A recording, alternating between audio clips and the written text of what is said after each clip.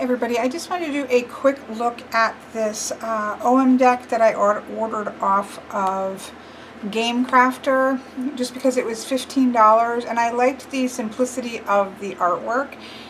Again, I know there's been a lot of videos regarding creating Oghams or Ogham decks and these types of things, but you know, I'm finishing up a class, just had the last class Saturday, so I've certainly been immersed in that. So I do, you know, things that I am passionate about or working about are what's going to show up at any given time. So that's just the way it rolls, right? So I saw this on, I was actually searching for something else, and I happened to stumble on this deck called Crann, Ogham. Celtic Oracle by Osvaldo R. I can't really read that, but it looks like Fercs maybe? I can't really read the last name. Fairs, Feres, I think that is. It kind of fades away till you can't see it very well. Maybe inside it will. I don't think so. It's just the cards inside. Again, Gamecrafter, I don't expect a lot from the box. I don't expect a lot from the cards themselves, actually. But it was $15. You can see the Gamecrafter logo in there. So it's just a tuck box. At least it's got a box to put them in, which is something that I am happy about. The backing looks like this, which is pretty cool. Some kind of Celtic-y knotwork looking thing here. We have kind of a start of a triskel in the middle and it's all spiraling outward. We do have the creator's name at the bottom. I'm not a huge fan of names or copyrights on the backs of cards, but that's fairly unobtrusive and at least it sticks with the sort of gradient color of the back, so it's really not bad. And then the fronts are really beautiful, just very simple artwork to go along with each. But what I like is that many Ogham decks, everything else is really prominent and the Ogham is, you know, microscopic. And so I really like how this, at least, it's not taking up the whole thing, which I do like as well, but it is very prominent there at least. So I appreciate that. So I'm going to, whoops, wrong way. Scooch in a little bit more and just do this literally. I know I always say I'm going to do something quick, but this will just be quick. So here we have Baith, which the Ogham actually means birch. For me, this is about beginnings and purification. Here we have Loosh, and this is the actual, what I really appreciate is that the name Loosh, while this is a thing that is associated with Rowan, it is, the name actually means flame and herb. And so that you have that flame here is something that I really appreciate instead of going just straight to the tree. For me, this is about inspiration and protection from magic. Here we have Ferran, and this is associated with the alder tree because this name actually means alder. What's interesting is that this is often associated with protection and these kinds of things. We kind of have a bird sitting here. So the images I don't think are always going to go with what I see them as, but they're so sweet and simple that it doesn't stop me from knowing, okay, this is Ferran, this is how I read that. So that's why I purchased this. Here we have Saul, and this name or Fid actually means willow. And so I love that the moon is here because I do associate this with moon energy as well. And water for flow, which I do associate. I'm not sure why the Lady of the Lake is here, but I'm sure there is a good reason. Here we have Nin. This actually means branch or fork, so I do like that we at least have a branch with some forkings off going there. It works. It's also about establishing peace, making connections and things of that nature. Again, for me, everybody's approaching these differently. Here we have Uath. This is a figure for fear. It also does talk about a pack of wolves at night. So I do like that we have this kind of carving of a wolf on the stone. So that's pretty cool to have that there. Here we have Dar, which is for oak. It actually means oak. And so we have a green man here, which certainly makes sense. Next we have China, and this actually means iron bar. Now we have it associated often with holly. I like, the swords in a lot of them, but I can think, okay, iron, you kind of use that to create weapons. So I can make my jump there. And again, I'm not really relying so much on the images, only in the fact that they are not distractive whatsoever.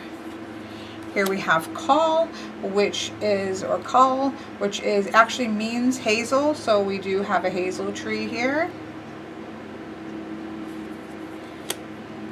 Here we have kirt, which is interesting imagery here. This is can often be about misfortune. It can be associated with the apple tree. To me, it almost looks like it's got a boat that is stuck into a whirlpool. I'm not sure what's going on, but I could certainly look at that for some misfortune happening. I'm not sure exactly what's going on here. There's not a person. It's like a tree is in a raft, maybe in the center of a whirlpool. But again, I like the simplicity of the art, which we can just say over and over again. Win actually means, and this actually means bush and rag. So we don't really have that bush. We definitely have the apple tree here. When the word actually means neck, and so I can see my head. I say, okay, we have the neck of the cup here, but it is associated with vines. For me, this is to do with communication and the voice. We have gort here, which is about growth and happiness, plentiful fields, that kind of thing, and certainly associated with ivy, which we can see here. And we have the fertility. I know she has a name. The statuary has a name, but I can't think of it. We would certainly think of this to do with growth and happiness and abundance being born and coming out, right? We have Nieto, which is actually means, this actually means field, but this actually means slaying. It has to do with healing. We definitely have the broom associated with this, with the yellow flowers. We do have what looks to be a snake, although this is known, one of the kennings is about the sustenance of a leech, which is about, healing and drawing blood and this kind of thing. So I kind of see leech when I see that. Here we have straff. I like this because the name actually means sulfur. Obviously we have more of like a blackthorn tree here, but it means for me about transformation and mysteries, and I love that the cave is kind of going into this mysterious place. We next have rish, which actually means the word red, and this one is interesting. I'm not sure. It's associated with the elder tree, so we can see the elderberries here. It has to do with, can be bringing shame. It can be acting out of passion. I'm not sure what this particular little stone boar is supposed to stand for, but yeah. Ogham here is for pine or fir. It means pine or fir, and so we have that. For me, it's that sort of entry point that for inception, or it's the beginning of something, but it's the beginning of an answer is how the kenning would read. So it is that idea of the passage or the inception, and you do have seeds and things in the pine cone. This I know is actual. You see this on Druidcraft things, I think, as well, or things that, because I think that's actually on the side of a mountain in the UK somewhere. I could be wrong.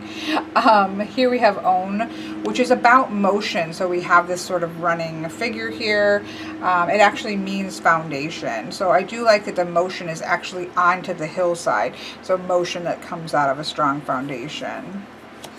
Here we have ore, which actually means earth.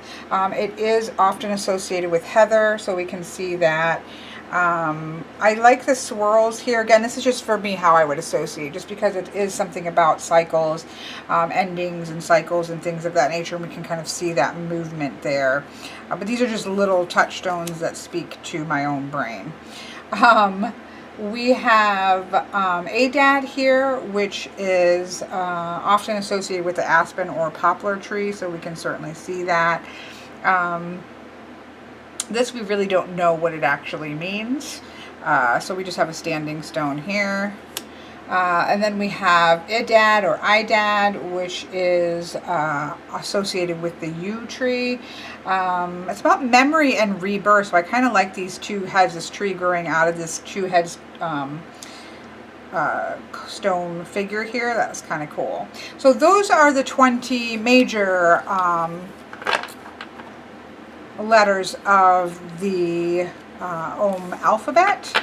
There are some extra letters that are often used in various ways in decks. They were in manuscripts, but they were not written on anything in stones. They were only used later to try to modify for more modern in the sense of when the manuscripts were sounds. And so we don't really know what they are. People come up with different things of what they might mean, such as avid, we don't even know what it meant. Sometimes people associate it with grove. Apparently they associate it with scissors. I'm not using the extra 5 for divination purposes, so this not so important for me personally. Here we have or, which actually stands for the word gold. So I can see with the maybe the gold flourishes to this helm, perhaps. Here we have Ulen, which actually means elbow. They kind of have it like a hook, I suppose, here, but it actually means an elbow or something of that nature. It's a bend, right? Here we have Ifin, which is associated with spines and thorns. I'm not sure, I guess, where the bones come from. One of the kennings to do with this has to do with the sweetest tree. It has to do with the taste, things like taste and things. So I'm not quite sure where this particular image comes from. Again, I don't use these extra 5, so it's not as important for me. And then we have Emmenco, which is like the twin of Hazel or 2 Hazels. But we have also can talk about groaning when you're sick. There's some kennings associated with groaning. So I'm not sure again what this strong man here might be associated with in this particular deck. So again, these last 5 are ones that I don't personally be using in divination, so I'm really happy with these. Are all again either mild enough to not get in the way of the way that I see them, and I just really like that we have the larger letters. The cardstock is okay. It's Gamecrafter, that's never going to be a favorite of mine, but it's not horrible. It's probably the worst of the print-on-demands in my opinion, but that's, I think Make Your Playing Cards probably for sure got better cardstock. Oops. And this is obviously a very skinny deck, so I wouldn't probably be riffle shuffling it. Just to get the original, just to kind of. But I do like it. I like the imagery. I like the simplicity. And it's more, there aren't a whole lot of Ogham decks out there, and so, it's a little bit more like, oh, there's another one, and it's just $15. I think I'll snag it. Oops, I don't know why I turned it over. Let's just pick 1, 2, and 3, just to kind of see them laid out. And so we have Call here, which for me is about gaining insight, gaining wisdom, but it's connected here what kind of wisdom might be gaining, associated with Saul.